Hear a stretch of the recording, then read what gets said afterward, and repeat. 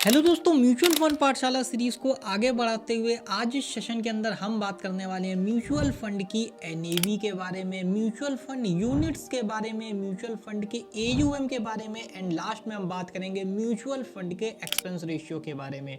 ये कुछ इंपॉर्टेंट चीज़ें हैं जिनको आपको म्यूचुअल फंड में इन्वेस्ट करने से पहले ज़रूर समझना चाहिए, वरना बाद में आपको बहुत ज़्यादा ये कॉम्प्लिकेटेड लगने लगती हैं। आज से 1-2 महीने पहले मैंने अपने फ्रेंड को म्यूचुअल फंड के अंदर इन्वेस्ट कराया था और आज से 2-3 दिन पहले वो आके मेरे से कहता है कि म्यूचुअल फंड में जिस एनएवी पे मैंने इन्वेस्ट किया था आज के टाइम पे उसकी एनएवी 5 गुना ज़्यादा हो चुकी है। मतलब एनएवी का प्राइस है वो काफ़ी ज़्यादा बढ़ चुका है और काफ़ी ज़्यादा महंगा हो गया है और शायद मुझे अब म्यूचुअल फंड से एग्जिट कर लेना चाहिए। बहुत सारे लोग ऐसा सोचते हैं कि म्यूचुअल फंड की जब एनएवी का प्राइस बढ़ता है तो म्यूचुअल फंड महंगा हो जाता है और हमें उसमें इन्वेस्ट नहीं करना चाहिए, जो कि एक बहुत बड़ा मिथ है। आगे चल के हम इसके बारे में बात करने वाले हैं। So welcome to the mutual fund Pathshala series by Sasta finance. पिछले कुछ सेक्शन के अंदर से हमने बहुत सारी चीज़ों को सीखा, म्यूचुअल फंड के बेसिक्स के बारे में, फंडामेंटल्स के बारे में, म्यूचुअल फंड किस तरीके से वर्क करते हैं एंड अब हम पहले ये समझ लेते हैं कि म्यूचुअल फंड की एनएवी क्या होती है। तो एनएवी का मतलब होता है नेट एसेट वैल्यू। एक एग्जांपल से समझते हैं। मान लीजिए अभी बोर्ड के एग्जाम चल रहे हैं, आपका एग्जाम चल रहा है और आप पास हो गए हो काफ़ी अच्छे नंबरों से और आप अपने फ्रेंड्स को पार्टी देना चाहते हो और आपने सोचा कि मैं पिज़्ज़ा पार्टी अपने फ्रेंड्स को देने वाला हूँ। आपने 10 फ्रेंड्स आपके इकट्ठा हो गए और आपने सोचा एक पिज़्ज़ा पार्टी हम उन्हें दे देते हैं।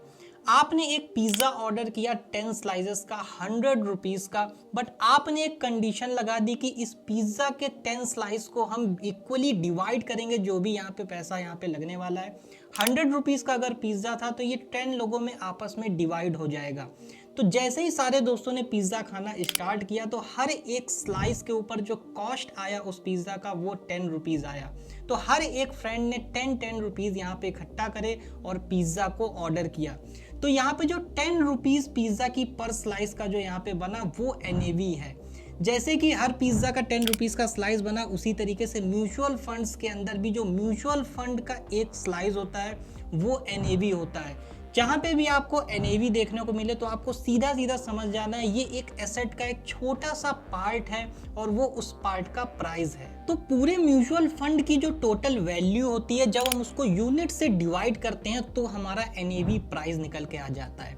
तो म्यूचुअल फंड की एक स्लाइस खाने के लिए आपको एनएवी अमाउंट देना होता है। बट एक चीज का आपको ध्यान रखना है, जब भी एनएवी बढ़ती है तो ऐसा नहीं होता है कि म्यूचुअल फंड एक्सपेंसिव हो रहा है, वो एग्जैक्टली आपकी वेल्थ को क्रिएट कर रहा होता है। एंड अभी हमने यूनिट्स की बात करी है तो एक बार यूनिट्स को भी समझ लेते हैं कि यूनिट्स होती क्या है। मान लीजिए आपने 1000 रुपीज इन्वेस्ट किए हैं 10 रुपीज की एनएवी पे, तो यहाँ पे जो आपको टोटल यहाँ पे यूनिट्स मिलने वाली है वो मिलेगी 100 यूनिट्स।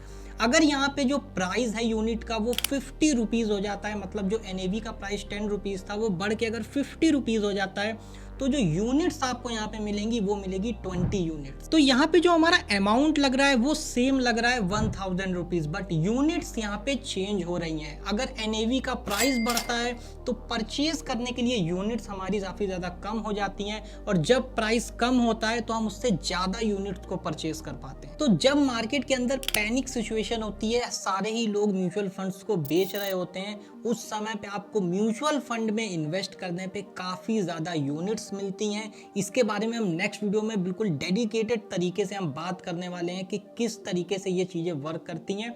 अगर हम एयूएम की बात करें कि एग्जैक्टली ये एयूएम क्या होता है, तो एयूएम होता है एसेट अंडर मैनेजमेंट। मान लीजिए 1 लाख लोग हैं और हर एक पर्सन 10-10 हजार रुपए इन्वेस्ट कर रहा है, तो टोटल जो एयूएम यहाँ पे इकट्ठा हो जाएगा वो हो जाएगा 100 करोड़ रुपीस का। तो यहाँ पे जितने ज़्यादा लोग इन्वेस्ट करते हैं और जितना ज़्यादा अमाउंट इन्वेस्ट करते हैं तो इससे जो टोटल अमाउंट यहाँ पे बनता है, जो टोटल फंड यहाँ पे इकट्ठा होता है एएमसी के पास, वो होता है एयूएम, जिसको एसेट अंडर मैनेजमेंट बोलते हैं। एयूएम एक टैंक के जैसा होता है, बड़ा टैंक स्टेबल होता है बट सारे ही टैंक सही नहीं होते हैं। एंड इन सब के बाद एक्सपेंस रेशियो, जिससे मेजॉरिटी लोग काफ़ी ज़्यादा कंफ्यूज होते हैं। तो एक्सपेंस रेशियो एक तरीके की फीस होती है जो यहाँ पे म्यूचुअल फंड को हायर करते हैं, जो फंड मैनेजर्स हायर होते हैं, उनकी सैलरीज हो गई या फिर ऑफिसेस के रेंट हो गए, ऑपरेशनल कॉस्ट हो गई, तो इन सब के लिए पैसे की रिक्वायरमेंट होती है। आपका जो फंड मैनेजर है वो वहाँ पे इन्वेस्ट कर रहा है, आपको रिटर्न्स बना के दे रहा है, तो उसके लिए उसको एक फीस चार्ज करनी पड़ती है सारे ऑपरेशंस को मेंटेन करने के लिए। वो हमारा एक्सपेंस रेशियो होता है जो डायरेक्टली हमारे जो इन्वेस्टमेंट अमाउंट है, जो भी हमारे रिटर्न्स हैं, उससे डिडक्ट होता है। मान लीजिए 1 लाख रुपए की अगर आपका इन्वेस्टमेंट अमाउंट है और 1% का अगर एक्सपेंस रेशियो है, तो 1000 रुपीज आपका एक्सपेंस है।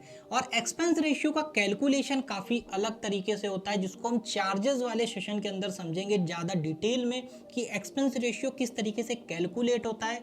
लोगों को लगता है कि एक्सपेंस रेशियो ईयरली बेसिस पे यहाँ पे कट होता है, बट रियलिटी ये है कि एक्सपेंस रेशियो डेली बेसिस पे कट होता है। सो एनएवी देख के, एयूएम देख के, एक्सपेंस रेशियो को देख के आपको ये जरूर पता लग जाता है कि ये म्यूचुअल फंड किस तरीके का है, बट आपके लिए सही है या फिर नहीं है ये आपको फाइंड करना आना चाहिए। बट डोंट वरी, इस सीरीज के एंड सेशन तक आपको सारी चीजों के बारे में डिटेल में पता लग जाएगा और आप अपने लिए एक सही फंड को भी सेलेक्ट कर पाओगे।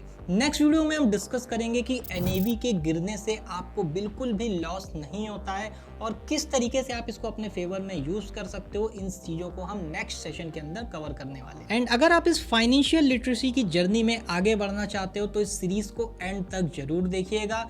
चैनल को सब्सक्राइब कर लीजिएगा ताकि सीरीज का नेक्स्ट वीडियो आप तक टाइम पर पहुंच पाए। मैं मिलता हूं आपसे नेक्स्ट वीडियो में, तब तक के लिए जय हिंद एंड गुड बाय।